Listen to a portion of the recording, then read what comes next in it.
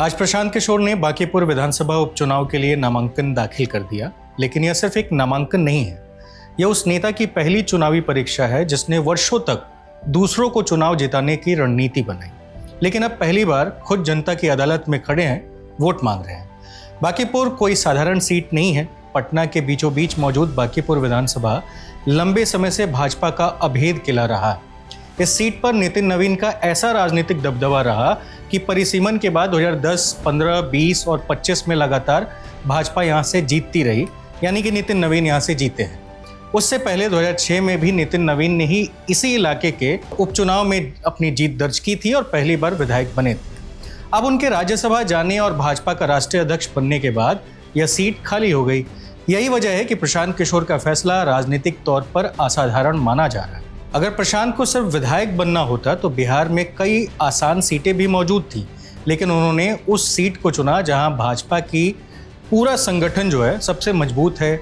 शहरी vote bank और वर्षों का चुनावी नेटवर्क वहां पे बीजेपी का मौजूद है, फिर भी प्रशांत ने इस सीट को चुना है। खुद प्रशांत किशोर भी कह चुके हैं कि उनका मकसद सुरक्षित सीट तलाशना नहीं, बल्कि बिहार की राजनीति को एक संदेश देना है।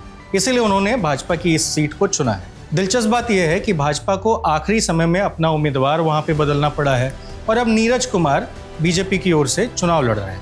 दूसरी ओर राजद ने रेखा गुप्ता को चुनाव में उतारा है, लेकिन असली लड़ाई भाजपा बनाम प्रशांत किशोर बन चुकी है, क्योंकि 30 जुलाई को होने वाला मतदान सिर्फ एक विधायक को चुनने का मतदान नहीं है।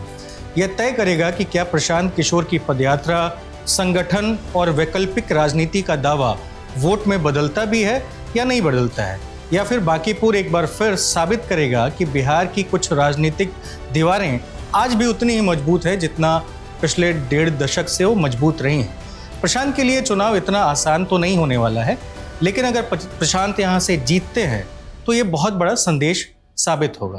फिलहाल इस वीडियो में इतना ही। मेरा नाम अनिल शारदा है, आप सॉल्व देख रहे हैं।